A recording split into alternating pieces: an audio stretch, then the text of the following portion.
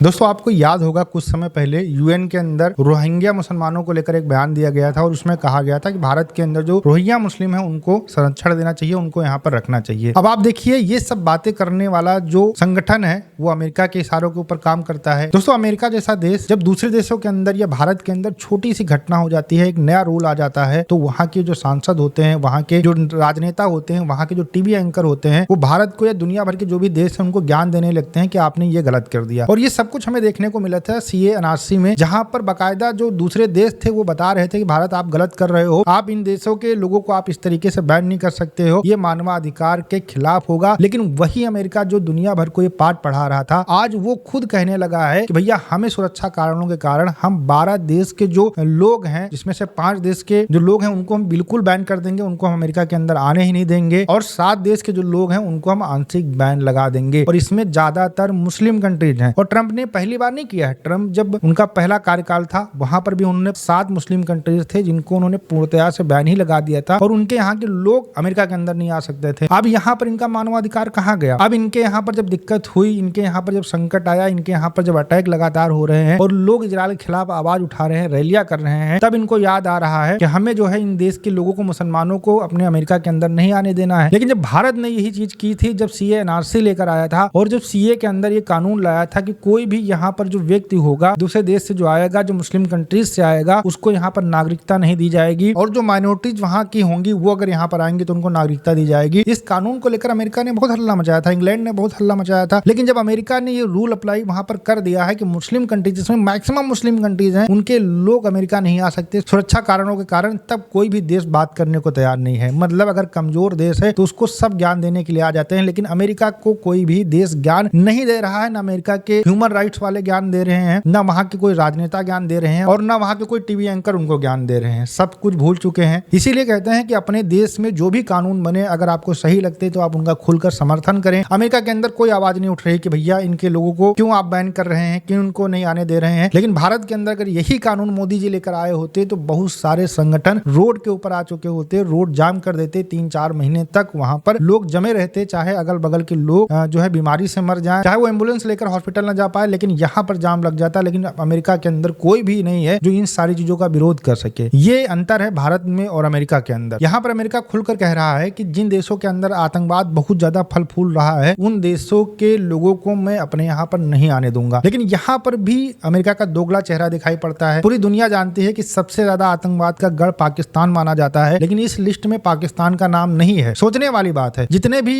UN designated आतंकवादी हैं वो पाकिस्तान के अंदर आपको मिल जाएंगे, लेकिन पाकिस्तान का नाम इस लिस्ट के अंदर नहीं है, क्योंकि ट्रंप को पाकिस्तान से बहुत ज्यादा फायदा हो रहा है और ट्रंप ठहरे बिजनेसमैन, उनको जहां से फायदा होता है उसी की तरफ झुक जाते हैं। इसी वजह से इस लिस्ट के अंदर पाकिस्तान का नाम नहीं आया। भारत लगातार कह रहा है कि आतंकवाद फैलाता है पाकिस्तान, उसामा बिन लादेन पाकिस्तान के अंदर मिलता है, दुनिया के बड़े बड़े डेजिग्नेटेड आतंकवादी आपको पाकिस्तान के अंदर मिलेंगे, लेकिन पाकिस्तान के ऊपर जो अमेरिका का प्यार है वो खत्म होने वाला नहीं है। फिलहाल मैं आपको उन देशों का नाम बता देता हूँ जिनके ऊपर ये बैन लगाए गए हैं। उसमें सबसे पहला नाम है क्यूबा का, हैती का, वेनेजुला का, इसके अलावा सूडान, लीबिया, चाड, सियरा लियोन, टागो, इक्वाटोरियल गिनी, इसके अलावा Eritrea, Turkmenistan, Afghanistan, Iran, Myanmar, Somalia और लाओस। ये वो देश हैं जिनके ऊपर बैन लगाया गया है। अब जाहिर सी बात है इनके नागरिक जो है अमेरिका के अंदर नहीं जा सकते हैं। जो आंशिक बैन का मतलब ये होता है कि उसमें स्टूडेंट वीजा नहीं दिया जाएगा, विजिट वीजा नहीं दिया जाएगा, बिजनेस वीजा दिया जा सकता है। लेकिन जो पूर्ण बैन वाला कॉलम आता है जिन देशों के ऊपर, जो 7 देश आते हैं, जिसमें अफगानिस्तान भी है, म्यांमार है, इसके अलावा लीबिया है, मतलब जहां जहां पर बहुत ज्यादा आर्थिक संकट चल रहा है, गृह युद्ध वाले हालात हैं जिन देशों के अंदर, उनके ऊपर पूर्ण बैन लगाया गया है। और